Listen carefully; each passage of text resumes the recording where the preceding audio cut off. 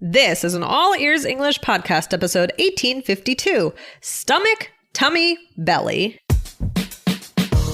Welcome to the All Ears English podcast, downloaded more than 200 million times. Are you feeling stuck with your English? We'll show you how to become fearless and fluent by focusing on connection, not perfection. With your American hosts, Lindsay McMahon, the English adventurer, and Michelle Kaplan, the New York radio girl, coming to you from Colorado and New York City, USA.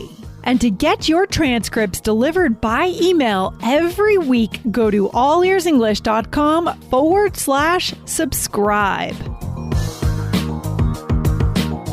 In this episode, we talk about a very human thing, having a stomach.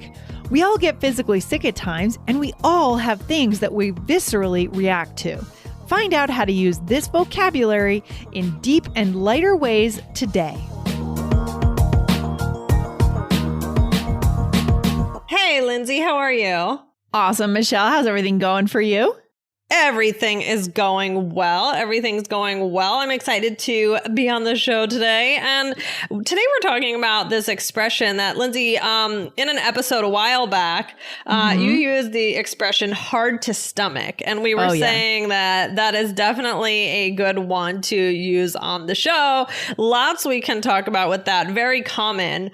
So we're going to talk about it today. Yeah, this is a good one. I think there are a lot of expressions in the English language about the stomach, sort of, I don't know, something viscerally affecting us, right? That's the key. And that's what this does in a way. Even though it's metaphorical, it's still about like the body interacting with something, an idea or a concept. Yeah. Right. So, I mean, Lindsay, what is, you were touching on it a little bit, but what does it mean? Basically, it means hard to stomach. It means, guys, that something is hard to accept or it's hard to do something because it isn't appealing in some way. Maybe it's very off-putting. Maybe it's not clean. Maybe it just like it induces a sense of disgust or you reject it for whatever reason. Right. Exactly. So it can be like a very obvious thing, like cleaning the toilet is hard to stomach. I mean, like it can be more like, it's actually kind of disgusting. Yeah, no one likes to clean the toilet. No. Or it could be a little less obvious, right? Something like conversations with my sister about money are hard to stomach. Now, that's not about physical disgust, but that's about maybe you're going to have some disagreements and you have different values towards money, and that's hard. Right. Exactly. So it's just uncomfortable, hard to take. It's like that feeling of, that uneasy feeling. Exactly. And what would be another one, Michelle? A good example, especially today. Yeah. Well, it could be political debates can be hard to stomach in today's climate. Yeah, and that's so true. Oh my gosh. Certain news channels are hard to stomach. Well, what does that mean when I say in today's climate, though? Because do I mean, like, a lot of times we think about climate as kind of like the weather. The weather, climate change. No. So here you're not talking about the weather. You're talking about the political climate. Right. It's like the weather of something, like not the actual weather, but like how things are generally. Like it's like the temperature. Yeah, it's interesting. Yeah. I could do another thing of that. Could do another episode on something like this. This would be a great idea. Guys, we're always getting new ideas. So hit follow on the podcast so you don't miss them. But yeah, I mean, you could also say today's economic climate, right? Inflation is out of check in today's economic climate. So there's a lot of ways we can put new concepts in front of old words like climate. That's really cool. I love that. Right. Yeah, that's kind of a useful word. I mean, Lindsay, so what's something else that you think is hard to stomach? Well, just to get real here, I mean, homelessness in Denver is pretty bad. And I was actually surprised. I was having this conversation with someone last weekend who went to college here in the aughts, and she came back to visit last weekend and hadn't really been back and hadn't really seen Denver.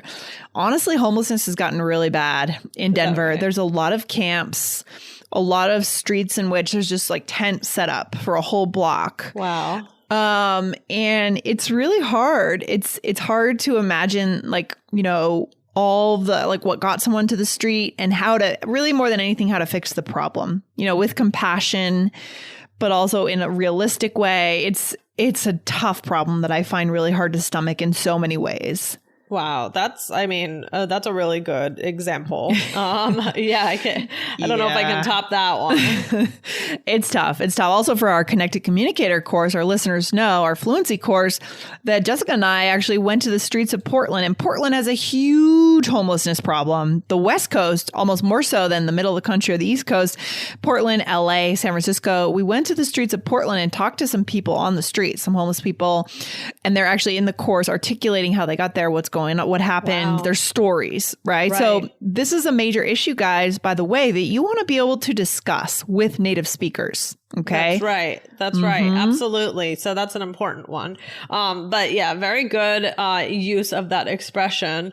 I mean, let's talk about some other, like you were saying, there's a lot of things to do with the stomach, and it's true. Yeah. Some of them are, you know, pretty similar. I mean, it's like a similar idea, but just used in different ways, right? So one of them is stomach or can't stomach, right? Yep. It's just like hard to stomach. I mean, wait, what did I write here in research also? Oh, yeah. I don't know. Ignore that part. But yeah, like you could say, like, I can't stomach his cooking. I mean, that's another way of saying his cooking is terrible. Yeah, but in a way, so I gave the example of homelessness, and that is the deeper way to use this, right? But that's not the only way to use this. So you could talk about big issues that really rattle you, that make you, like, they hurt your heart, like homelessness, like gun issues, like mass shootings, right? That I can't stomach. That is too much for me. It's too sad, right? But there's also this other piece where it's about the more physical things, the more literal things. But in this case, I think you're using it in both ways, kind of. Like you're saying, I can't eat his cooking because it's disgusting, and I hate the idea of him cooking because he's not a good cook. It's like you're using it in a metaphorical and a physical way. Right. True. So it could be for either one. You guys, you just got to listen to the context. But what's the next one, Lindsay? Okay. To have a strong stomach. Would you say you have a strong stomach, or do you get sick easily? Well, it also actually depends on if you're talking like literally or more metaphorically. Interesting.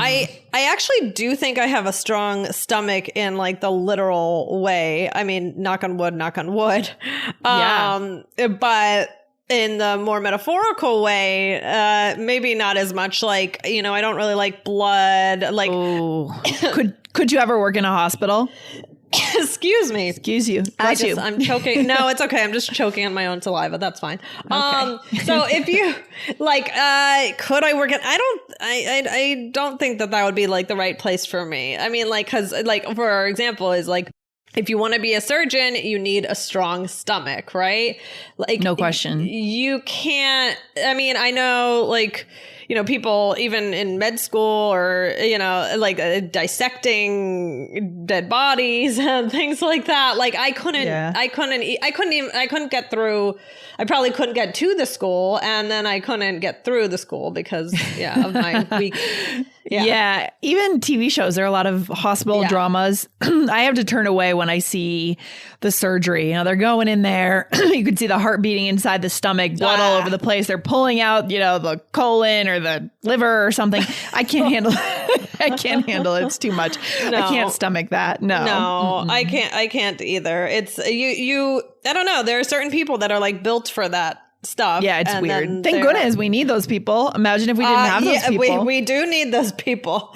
We do need those people. So I can't stomach it. I don't have a strong stomach for that stuff. So guys, you can see like there's a lot of things, you know, I can't stomach, or to be hard to stomach, or have a strong stomach. So those are, I mean, what about weak stomach? Do people say that? I feel like I have a weak stomach. No, they do. They do say that. I have a weak stomach. I think that means, well, that also means both. That means you will be sensitive to foods, and also that you can't handle the more disturbing things in life. Like if you probably specifically seeing someone get injured, like if you see on TV, someone breaks a bone and the bone's like coming out of all the other day. Last night I was watching that movie 159 Hours about the guy James Franco plays the role of the kid from Colorado who goes to Canyonlands, and he gets trapped under a boulder in a canyon and has to cut off his arm. Oh my God, it's so intense. I saw that movie and I didn't watch the end. Like, I think I couldn't watch. And he also had like a very dull knife. I just couldn't stomach the part where he had to actually like saw into his arm. It was it was too much. That's hard to stomach. That is hard to stomach. Sure. Yep. But Lindsay, one thing really fast. What's the difference between a tummy and a stomach and a belly? Good question. I like this. Some of this is about like young English versus mature English. And some of this is just about slang. So tummy is what kids call the stomach, or a parent talking to a kid, right? Generally. Right. Oh, do you have a tummy ache? Yeah. You really wouldn't say that to an adult, maybe to your partner if you're kind of being cute. Right. My tummy hurts. Yeah, generally not so much. It's sort of baby talk, I think, which can be annoying. Yes, I agree. And then stomach is the physical thing. And then belly, Michelle, I don't know. I guess I think of belly as like tummy. I'm not really sure if there's... I think adults use belly a little bit more. Also, you might say, I have a little bit of a belly now, right? Oh, yeah. If you're feeling like you've gained weight or something like that. That's true. Yeah. So you could say, I have a stomach, but I think the stomach also hints a bit more at the physical, like the body part, you know? Right. Like the innards. Yeah, the innards, the actual body part where the food sits, as opposed to belly, I think is the whole thing. And like the skin even. The skin, like the love handles on the side in a way, right? Yeah. We're going to have to do more episodes on body parts and that kind of thing. That's funny. But it is interesting because like recently or maybe a few weeks ago, we did something about boo-boos, and we were talking about getting injured and stuff like that. And it is interesting how they're like the kid words for things, and then they're the adult words. Yeah, we need to know the difference, guys. We don't want to go throwing out kids' words and talking to like your colleagues or something. It's very weird. Right. That would be very strange. Yeah. I also think that tummy and belly are more kid sounding, but also like belly rubs for a dog. Right. Like I feel like we use like belly for dogs or something. Right. For sure. You don't say like, Lindsay, I'm going to give my dog a stomach rub. No, it's belly. And it's not even tummy for dogs. Right. That's the interesting part. Right. Tummy is just for kids.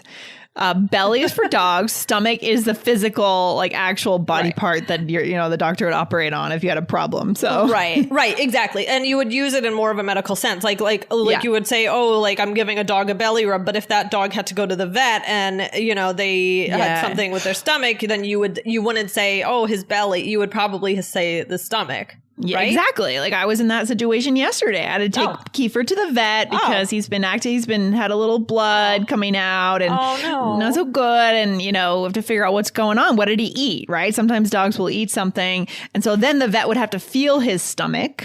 Right. And try to see, maybe go in and maybe do an x-ray and see what's in there. Right. Oh, I hope he's okay. Thanks. I think he's good. We're on a little bit of antibiotics now, so I think he'll be okay. I'm not too worried. Yeah. For another day, I like how you said we're on antibiotics because we're not on antibiotics. That would be a great episode idea too, Michelle. We've just got ideas coming out of our ears here. Oh my gosh. Ideas out of the ears. Okay. Should we, we're not going to use like every single stomach thing in this role play, but let's give it a little shot so you have some more examples. So here we are going to an amusement park. All right. Let's go on the roller coasters. Oh, sorry, Lindsay. I don't have the stomach for that.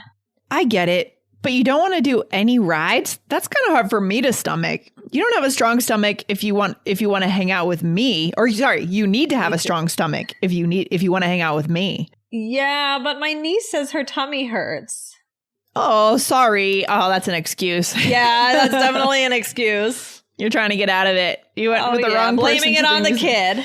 You do have to be careful, like, right, before you plan a day at Disneyland or Disney World or something, make sure that you have the same attitude towards rides. Right.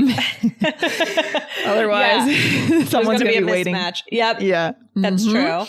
All right. So you said, Michelle, sorry, Lindsay, I don't have the stomach for that. So literally, a roller coaster can make some people throw up. So you're saying physically, You know, your stomach is not strong. You might throw up. Right. So you can say, I don't have, I could have said, I can't stomach roller coasters, but I changed it up a little bit here. And then I said, that's kind of hard for me to stomach. And now this is in the more metaphorical way, right? This is more like you're like unsettled by that, or you're like a little bit annoyed. Like I can't. Yeah. Like we're not going to be able to do anything today. Like exactly. I can't accept the idea of doing nothing, only going on the easy rides. And then I said, you need to have a strong stomach if you want to hang out with me. Yes. And then I blame it on my niece. And I said, my niece says her tummy hurts. Oh, man. I like this episode, Michelle, because we all can relate. Everyone on the show, you know, has a physical body. We have issues with our stomach sometimes. Metaphorically, there are things we see in the world that we just can't handle. Right? That we reject and that are too heartbreaking for us. And physically, we've all been sick, you know? So I like this, guys. Don't shy away from this vocabulary. This is being human. Absolutely. This is really useful stuff. It can be used to talk, you know, about your taste or about, you know, like, or just physically not feeling up for something. And so we went into all of it today, but yeah, try these out today. They're very relatable expressions and using the word stomach, tummy, belly. It's stomach, tummy, and belly. That's good stuff today, Michelle. Thanks for hanging out, and I'll see you on the next episode. All right. Bye, Lindsay. Bye. Thanks for listening to All Ears English. Would you like to know your English level? Take our 2-minute quiz. Go to allearsenglish.com/fluency score. And if you believe in connection, not perfection, then hit subscribe now to make sure you don't miss anything. See you next time.